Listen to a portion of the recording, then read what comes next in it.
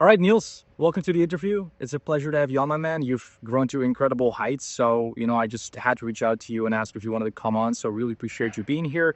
We're just going to have a, genuine, simple conversation about your growth, what you've learned, what things look like, because, the way you have grown is not really normal for most coaches that come into this space. You started 9K per month, you've grown to incredible heights. And of course, with our help, you've gone to over 50K per month, and then you've taken off to the stars after that. So, thank you for being here. And I think a great way to start off is by you give a little bit of an introduction of yourself, target market you have, the offer you run, and then we can take it from there. Yeah, man. Thanks for the invitation. Of course. So what we do, our office, like we do Faces YouTube channels and a coaching program for Faces YouTube channels. And yeah, we see a lot of demand actually in it. Um, I started myself on X, Twitter, and then I had the onboarding call with you, Bastiaan. I was doing 9K at that time, and you told me like, oh, maybe in 3 months or in 3 months we can do around 30 to 50K, and that was like out of my perspective. I didn't believe you at all actually, and then after 3 months we hit the exact 50K in 1 month. So that was insane. Yeah, I remember you had a very specific target, 50K per month, so you could collaborate with a certain partner, which, we've then hit and then went on to reach for the stars. So I guess a good first question is, why did you decide to join the Consulting Leaders Mastermind? Because I know we had a very, very brief conversation over the Instagram DMs. You're like, bam, I'm in, right? So I'm very, very quick. So what made you come in earlier in 2024? Yeah, so my decision to come in was basically based on like, I saw the people getting great results. Like you were already an established name, I think, in the space. So I asked some people and they say like, yeah, just do it, just do it. And then I was like, okay, I want to make this a success. I can figure it out like everything myself and take a lot of time. But I think it's better when we just go work together and then it go way faster. And it went way faster actually. So Yeah. No, that's super awesome, man. And I remember like we had to go, I think it was in 2 months or was it 3 months? I think you mentioned 3 months, right? yeah, 3 months. Yeah, nice, man. And I'd love for you too, if you can, just to break down that growth, like kind of the things we covered on our business planning session that enabled that growth that worked really well for you. Because, by no means would I say you had like a huge audience, because most people think like you need millions of followers to, generate some substantial revenue. But I remember you had a Twitter of like a couple thousand followers, small email list, Yeah. Discord. What was that, strategy you implemented within CLM that helped you enable that growth? Yeah, so before starting working with you guys, I didn't have any appointment setter. So the first step was the appointment setter, just reaching out to new people and having conversation with more people. Like I was still texting everybody myself, I missed messages, etc. So the first step was really the appointment setter and did outreach to like all likes, all followers, and then you get so many more conversations. Like you basically go from dry inbox to like a lot of conversation with a lot of people Yep. and booking way more calls. And yeah, that was the first big step, I think. Yeah, amazing. Appointment setter. I know like your organic marketing was incredible. And Yeah. maybe you can take us through the things you did on a daily basis because, most coaches that are at 5, 10K per month, they think you need to do like a humongous amount of things. But I think if we broke it down, like you really did 3, 4 things, but you did them really, really well. So what were those things for you that you did on a daily basis in those 3 months that led to that growth? Yeah. So basically, when you're at like 5 to 10K a month, the only thing you need more is more traffic. So you need more people in your DM. You need more people in your calendar, basically more calls, more DMs. So we were really focused on, okay, how can we get the content right to get way more engagement, get way more chats, and then also book way more calls. Yeah. So that was what we did. I still did all the sales calls myself. Um, so yeah, it just getting all those calls, all those people in.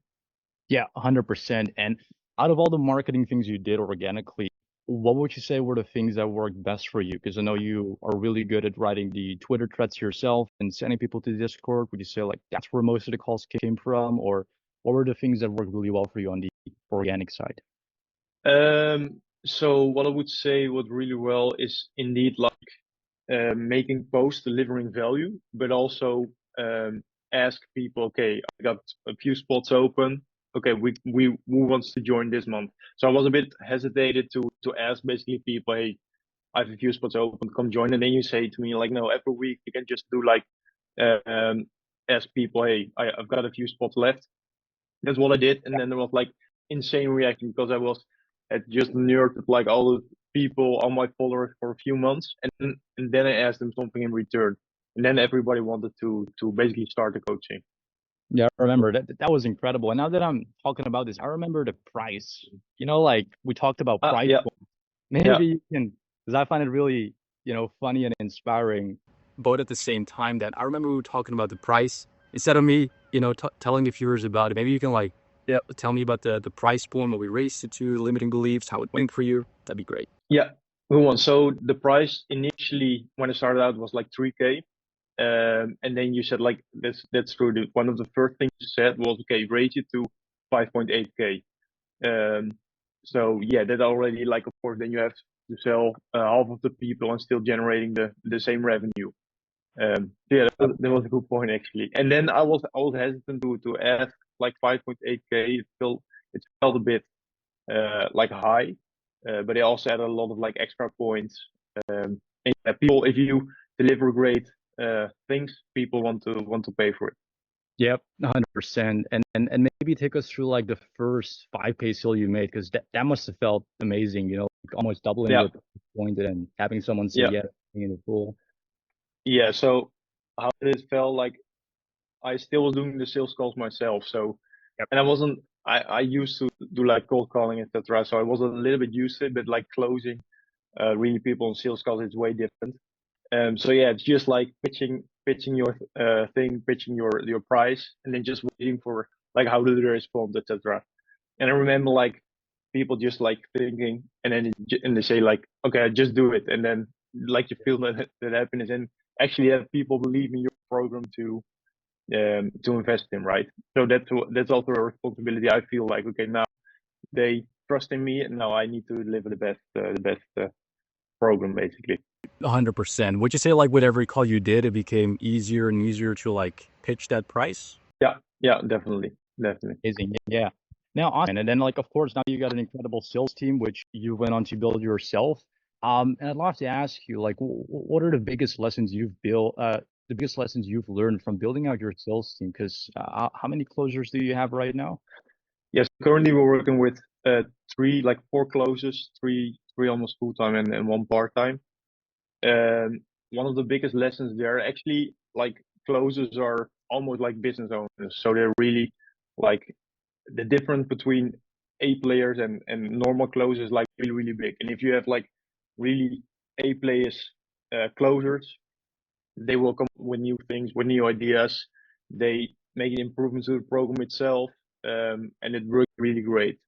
So yeah, just I would highly advise to first try closing yourself a little bit, especially in the beginning, and then you know how it works. And then if you scale up, like just hire someone else.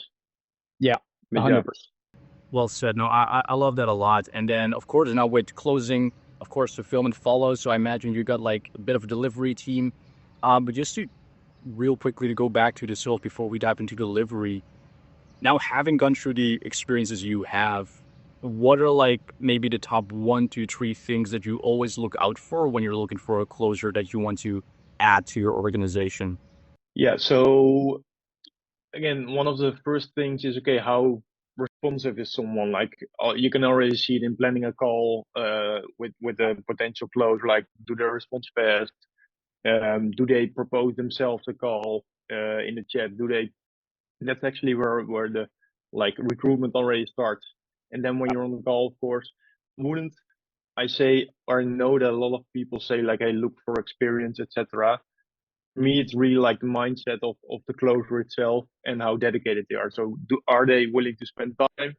And do they have like growth mindset? Do they want to grow with you? Those two things. That's really important. Then you can train everyone, and you can really grow with them as a company.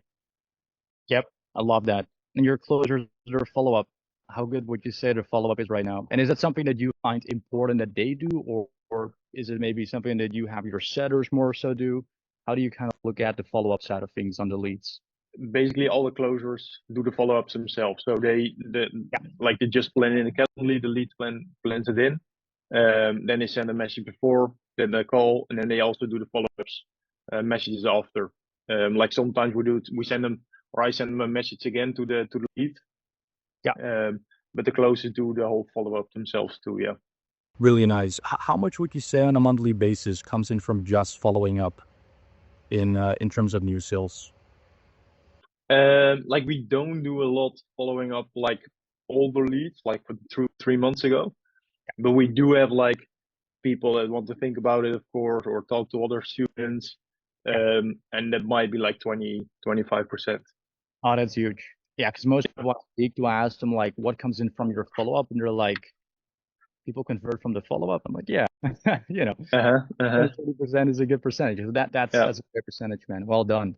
All right, buddy. So that's great on the sales team, and I guess with delivery, how did you scale delivery as your business grew, and what does your team look like right now on the delivery side? Yeah, so that's actually one of the hardest things. Because like that's my program, right? So I really want to have the best delivery.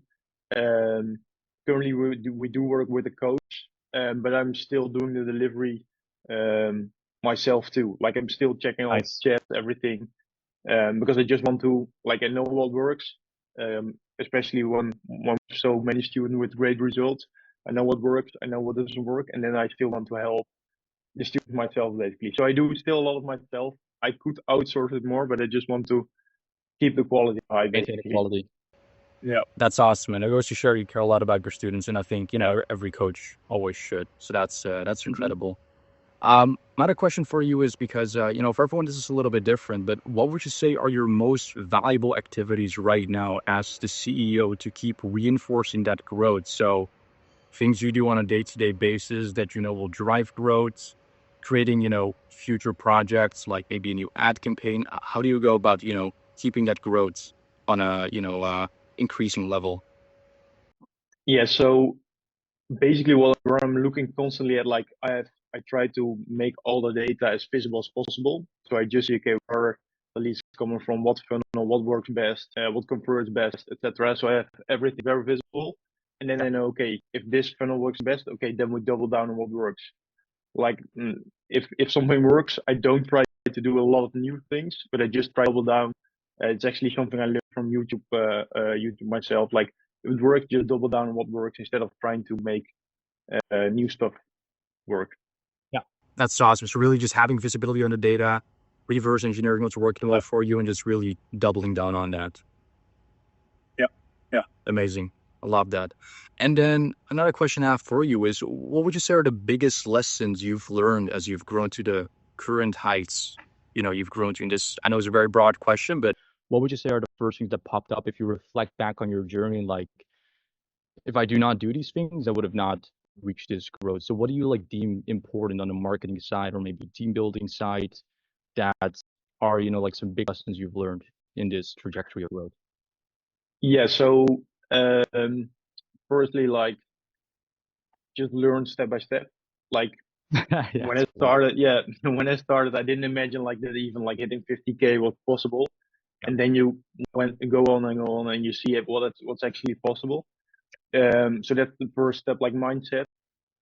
And then of course, like what I would highly recommend also with Faces channels, YouTube Faces channels, but try to do everything yourself first, but not too long. So try chatting a little bit yourself, like 2 weeks, maybe a month. Okay, then you know what it is, then you can find a good seller. Okay, then do closing 1 2 months. Okay, then you know what it is, then find a good closer. So do it yourself, then hire someone, and then that's how you build up basically. And then at the end, like if you have more people, you can even what I'm trying to do now, like let all the closers hire all the closers because they know more people, etc. And that's how you grow like more expansion.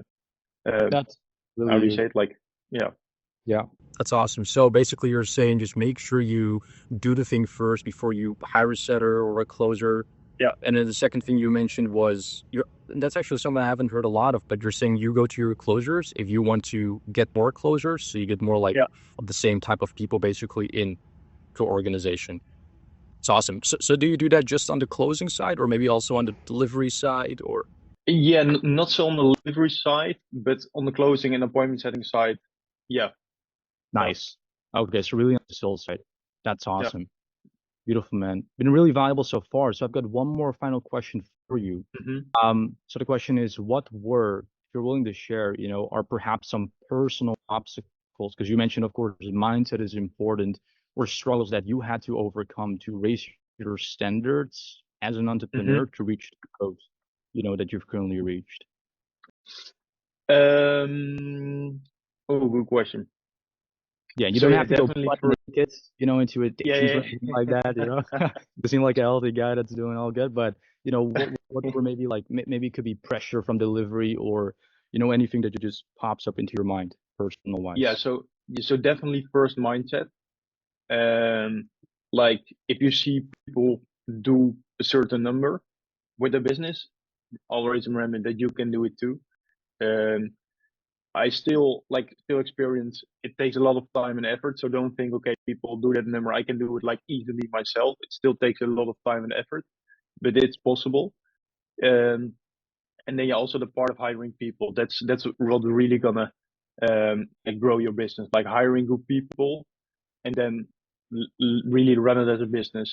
Um, yeah, Yeah, so you're saying like don't compare yourself and be inspired by other people as opposed to be jealous and then feel you're way too behind that you don't even take any action towards the goals that you have for yourself.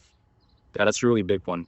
That's awesome, brother. All right, thanks for sharing that. And then I guess the last one, what would you recommend the consulting leaders mastermind to others, and what would you say it's good for if they also potentially want to get some help from myself and my team? yeah, good one. So I was doubting myself in the beginning because you like coach program, etc.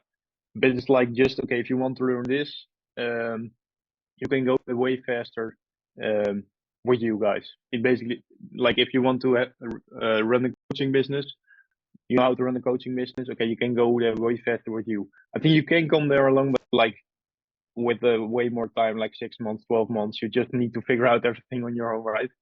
Yep. Um, so that's like you can go there way faster, uh, and just like all those small things you already know. Like if I you can just ask and you know like exactly the answer. Um, Yeah.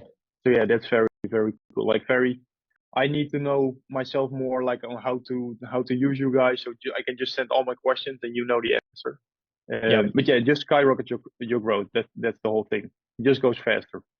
Yep. 100%. So get a mentor, do it faster as opposed to yourself, Yeah, and that way you're going to be able to like reach the goals that you set out for yourself yeah, to. That's awesome, exactly. brother. What would you advise me to do as a coach in 2025 if I'm like at 5 to 10K per month to grow further? And this doesn't have to be like recommending them to our mastermind or something, like just any type of advice that you'd Mhm. give someone like that is kind of at the place that you started from if they wanted to grow in 2025. Yeah, so if you're at especially 5 to 10K a month, like the only thing you should focus on is getting in more leads. What I said, like More just getting traffic. in more traffic, more leads, more traffic. Um, like you can still do appointment setting yourself, the closing yourself. Just put all the rest of your effort in marketing and sales. Yeah. That's it. Unless you have so much work that you can't handle it yourself anymore. But like all the focus, I think you guys are really good at the organic marketing part. And just focus like follow the course, focus everything on the marketing, and then when you're like getting more people, then you can start thinking about hiring people. Yeah, exactly. So don't be lazy, do the work, and don't Yeah, try to skip the basics because otherwise you're going to yeah, shoot yourself in the foot. And exactly. just be consistent because there's really no secret. A secret. Yeah, Well, you say yeah, there's a secret because many people like they watch other YouTubers or other coaches that are doing pretty good figures and they think like there's a secret funnel.